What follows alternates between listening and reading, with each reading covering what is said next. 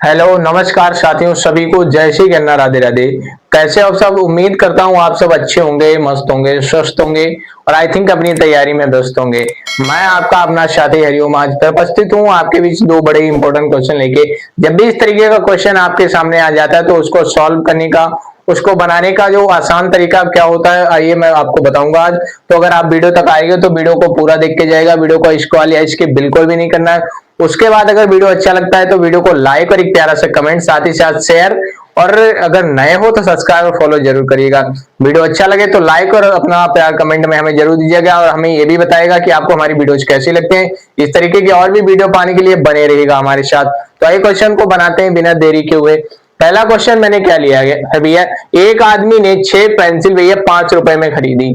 एक आदमी जो है भैया 6 पेंसिल को भैया 5 रुपए में खरीद रहा है, खरीदी, और 5 पेंसिल 6 रुपए में बेच दी भैया, और फिर 5 जो पेंसिल है वो 6 रुपए में बेचता है, तो लाभ का जो प्रतिशत है वो क्या होगा?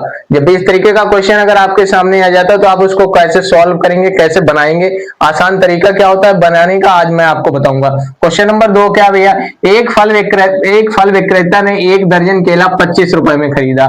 एक फल विक्रेता है भैया जो 1 दर्जन केला 25 रुपए में खरीदता है और फिर 5 केले 12 रुपए में बेच देता है। फिर उसमें से जो 5 केले हैं तो 12 रुपए में बेच देता है। इसमें भैया लाभ या हानि का जो प्रतिशत है वो आपको ज्ञात करना है। दोनों क्वेश्चन को हम बनाएंगे बारी बारी से। देखिए इस एक ही तरीके के दोनों क्वेश्चन है, लेकिन हम एक ही तरीके को थोड़ा बेस्ट बनाने के लिए हम दोनों क्वेश्चन को बारी बारी से बनाएंगे, तो बने रहेगा वीडियो के लास्ट तक। तो आइए क्वेश्चन नंबर 1 को हम बनाते हैं। जब भी इस तरीके का क्वेश्चन हो तो सबसे पहले आप इस तरीके के क्वेश्चन को सॉल्व करने का तरीका क्या होता है, जब भी इस तरीके से आपको दिया गया हो तो सबसे पहले आप रुपए लिखेंगे, रुपए के बाद आप वस्तु लिखेंगे, फिर आप रुपए लिखेंगे, फिर आप वस्तु लिखेंगे, इस तरीके से लिखेंगे। तो पहले हम रुपया कितना दिया गया, तो 5 रुपया दिया गया, पहले हमें कितना दिया गया तो 5 रुपया हमने लिख लिया। वस्तु कितनी है, तो 5 रुपए में 6 भैया पेंसिल खरीद रहा है। फिर देखना रुपया कितना दिया गया, फिर 6 रुपया दिया गया, और 6 रुपए में कितनी पेंसिल खरीद रहा है, तो 5 खरीद रहा है। इस तरीके से हमने लिख लिया। ठीक है, अब आप क्या करेंगे, अब आप करेंगे कि भैया पास पास वाले की करवा लेंगे मल्टीप्लाई, यानी गुणा करवा लेंगे। तो जब आप 6 की 6 से मल्टीप्लाई करवाओगे तो ये आपका हो जाएगा 6 छरंग कितने हो जाएगा, 6 छरंग हो जाएगा आपका 36। कितना हो जाएगा, 36 हो जाएगा। 36 लिख लिया हमने। अब भैया क्या हो रहा है भैया, ये 5 और 5 की जब आप मल्टीप्लाई करवाओगे तो 5 पच्चे हो जाएगा आपका 25। कितना हो गया, 25 हो गया।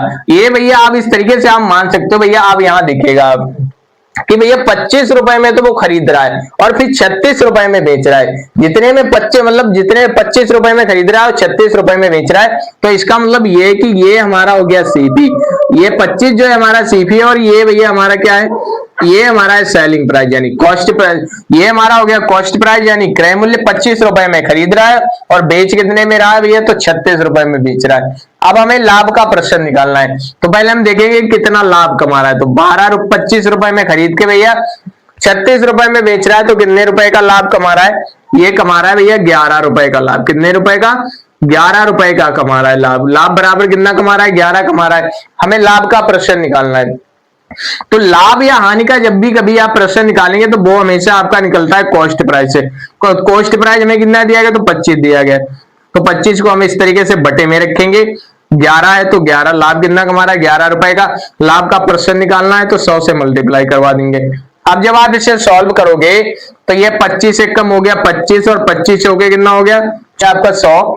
अब बराबर में जब आप 11 और 4 की मल्टीप्लाई करवाओगे तो 11 चौके कितना हो जाएगा, 44। कितना हो जाएगा, 44%। उसका मतलब ये हुआ है भैया 44% जो है भैया लाभ कमा रहा है। कितने प्रतिशत लाभ कमा रहा है, 44% लाभ कमा रहा है। यानी आंसर नंबर जो डी है हमारा बिल्कुल करेक्ट और राइट आंसर है। आई थिंक ये क्वेश्चन आपको अच्छे से क्लियर हो गया होगा, क्वेश्चन समझ में भी आया होगा। आप अगर वीडियो अच्छा लगा हो, क्वेश्चन क्लियर हुआ, इस तरीके की और भी वीडियो चाहिए ना, तो अगर अभी भी लाइक सब्सक्राइब और फॉलो नहीं किया तो जल्दी जल्दी लाइक सब्सक्राइब और फॉलो कर लीजिएगा। वीडियो अच्छा लगा हो तो एक बार अपने दोस्तों के साथ शेयर भी जरूर करिएगा। आइए मैं एक बार रिपीट कर देता हूं, जब भी इस तरीके का क्वेश्चन हो सबसे पहले आप रुपए लिखेंगे, फिर वस्तु लिखेंगे, फिर रुपए लिखेंगे, फिर वस्तु लिखेंगे, फिर आप इस तरीके से सॉल्व कर लेंगे। आइए इसी तरीके सॉल्व कर लेते हैं।